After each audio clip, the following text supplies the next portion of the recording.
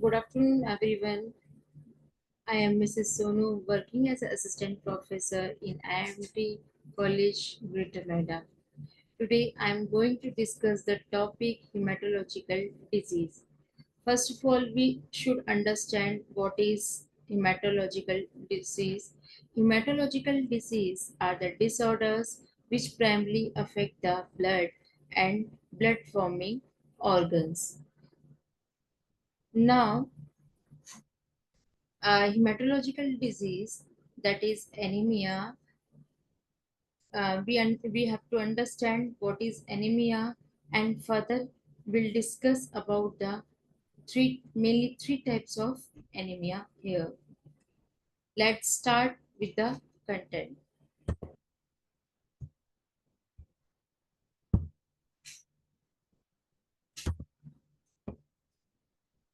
The points to be covered here, that is anemia, iron deficiency anemia, epidemiology of iron deficiency anemia, etiology, pathophysiology, diagnosis, and treatment. Second type of anemia is megaloblast anemia, that is epidemiology of megaloblastic anemia, etiology of megaloblastic anemia, pathophysiology, diagnosis, and treatment. Third type of anemia is sickle cell anemia. We will discuss here introduction of sickle cell anemia, symptoms, complications, etiology, pathophysiology, diagnosis, and at last, treatment of sickle cell anemia. Now let's start with the introduction of anemia.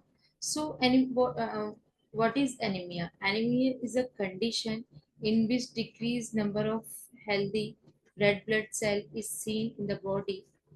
First is iron deficiency anemia.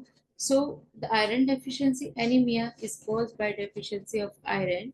It is the most common type of anemia in the world and also known as microcytic hypochromic anemia. Now, epidemiology, iron deficiency anemia affected about the 1.48 billion people in 2050. Women and young children are commonly affected. 54,000 deaths are seen in 2015 due to the iron deficiency anemia. Now the etiology. So there are mainly four causes which cause iron deficiency anemia, that is decreased intake of iron, decreased absorption, increased demand, and increased loss. So first is decreased intake. It is the most common cause of iron deficiency anemia in the worldwide. Mainly it is infants due to decreased iron in breast milk and commonly seen in vegetarians. The second cause is decreased absorption. So it is due to decreased acid production in case of gastrectomy. Gastrectomy means the removal of uh, stomach, any part of the stomach or whole stomach from the body. In also with inflammatory bowel disease and celiac disease. This both is due to inflammation and destruction of urinal cells. Next is increased demand. So increased demand occur in children and adolescents due to rapid growth and increased blood volume. Also, in case of pregnancy, because of increased iron requirement in fetal development.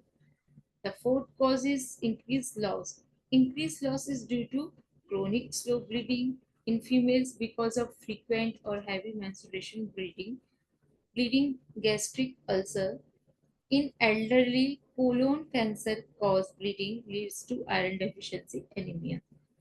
H. pylori infection, that is Helicobacter pylori infection, which leads to gastric ulcer and gastrointestinal bleeding.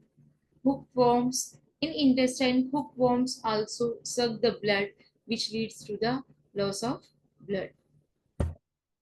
Now, the pathology.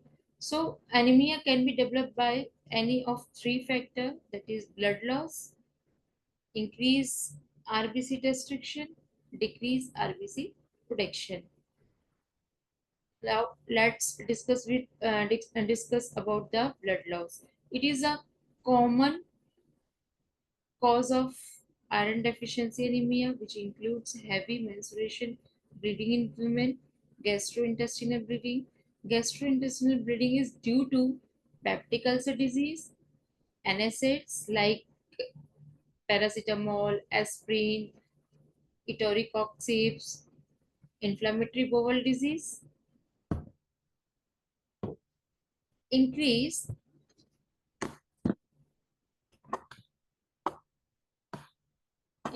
RBC production. It may be caused by the malformation, which include sickle cell anemia, thalassemia, which is congenital acquired autoimmune disease. Now, microangiopathy. So, microangiopathy means it's a type of disease of capillaries. Capillaries are the small, very small blood vessels in which the capillaries walls become so thick and weak that they bleed and leak the protein and slow the flow of blood. Third cause, thrombocytopenic purpura. It is a blood disorder in which the platelets clumps form in a small blood vessels, which lead to the low platelets count. And low platelets count also called as thrombocytopenia. The next cause, decreased RBC production. So decreased RBC production may be developed due to the aplastic anemia, vitamin deficiency, uh, vitamin B12 and folate deficiency, anemia of inflammation. Next, what is aplastic anemia? So it is a rare condition in which the body stop producing enough RBC cell or blood cells. Aplastic anemia occur due to the bone marrow dysfunction, which occur maybe due to the chemical, radiation, chemotherapy. This bone marrow dysfunction lead to the bone marrow suppression. Next cause is vitamin deficiency. This may occur due to either vitamin B12 or folate deficiency. So first is folate deficiency. It may be due to malnourishment and alcohol abuse. Alcohol may disrupt metabolism and storage of folate in the liver, and folate deficiency is a potential cause of anemia. Normally, folic acid is necessary for the production of nucleic acid, which is necessary for the DNA synthesis in RBC cells. Hence, decreased amount of folic acid leads to decreased RBC production. Next is vitamin B12 deficiency. Normally, vitamin B12 absorption take with the help of intrinsic factors such as acid and enzymes, which is released by the parietal cells.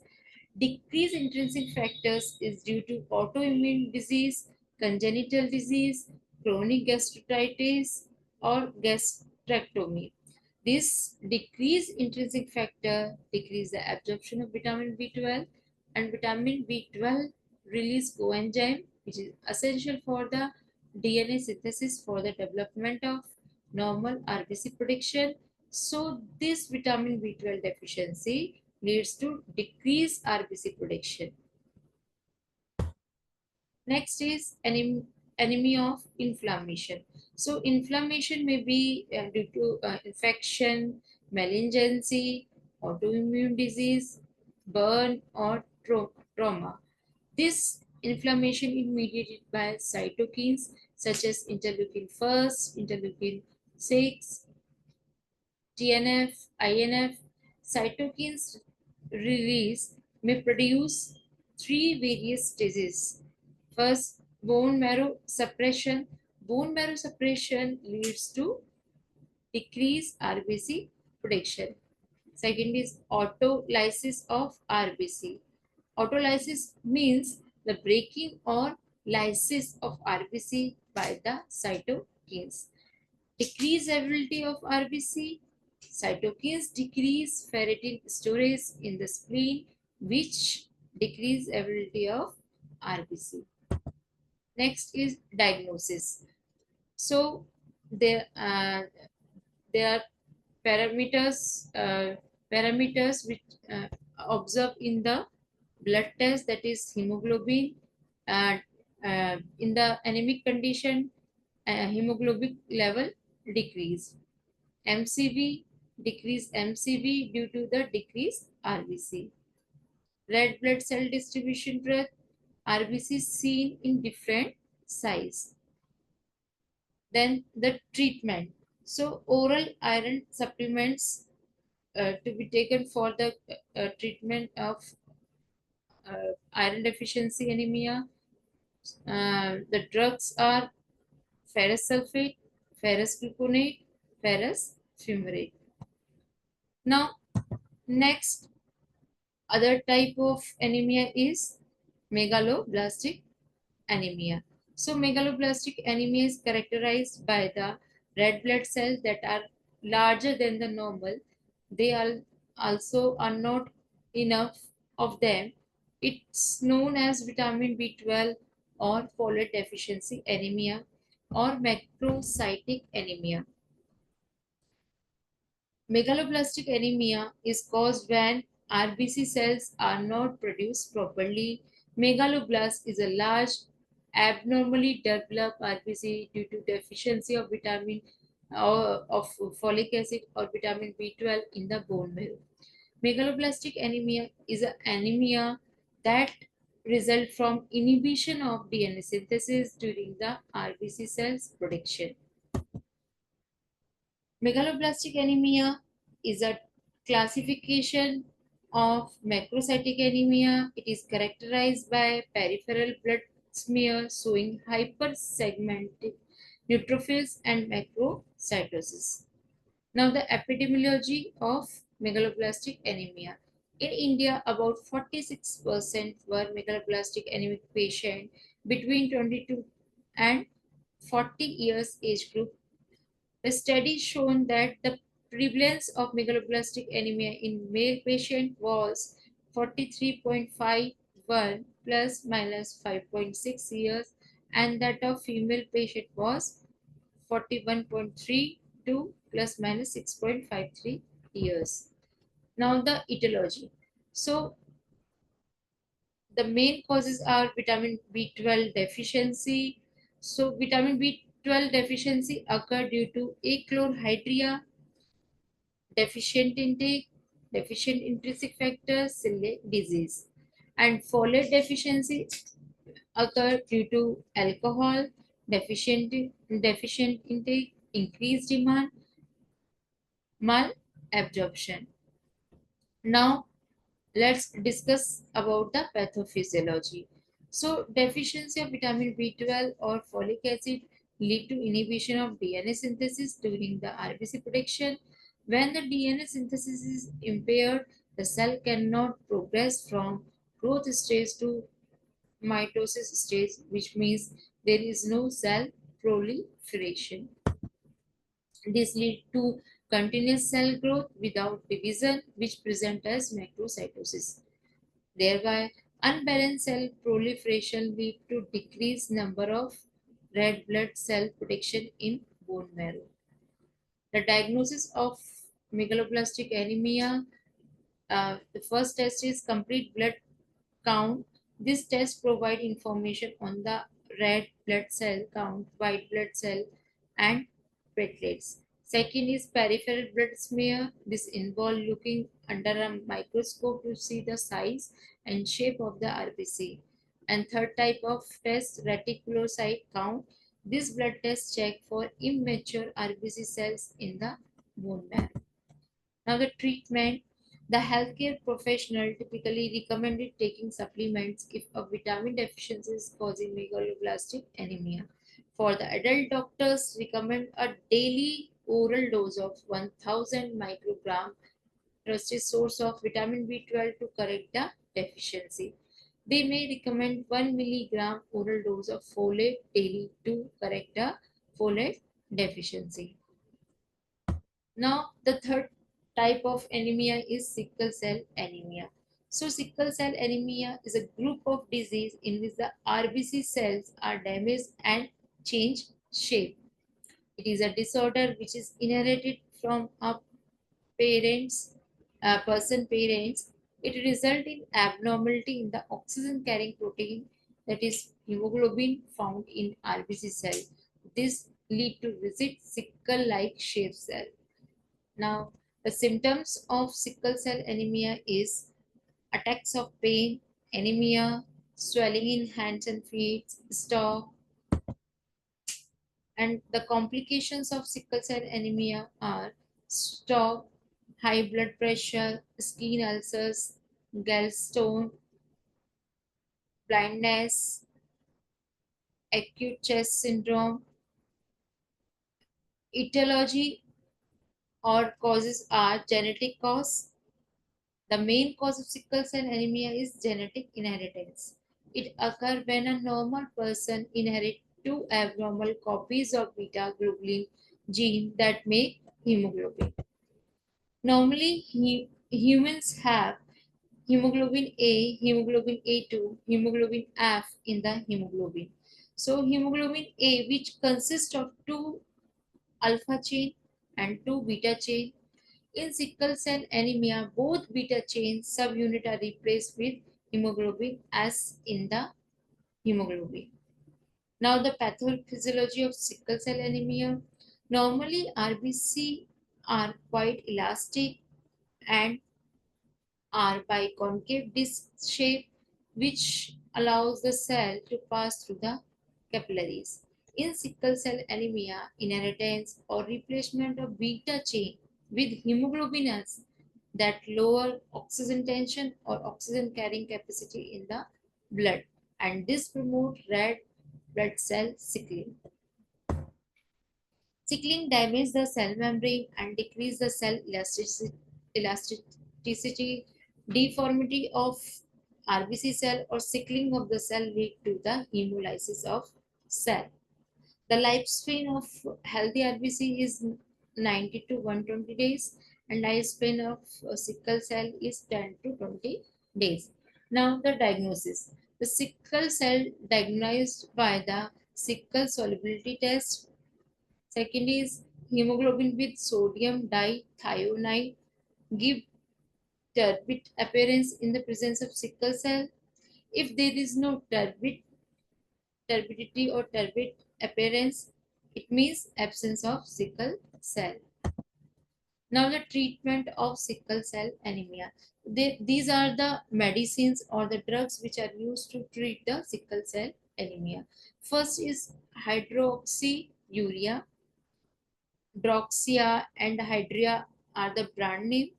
Daily hydroxyurea reduce the frequency of pain crisis and might reduce the need for the blood transfusion and hospital stay, but it can increase the risk of infection.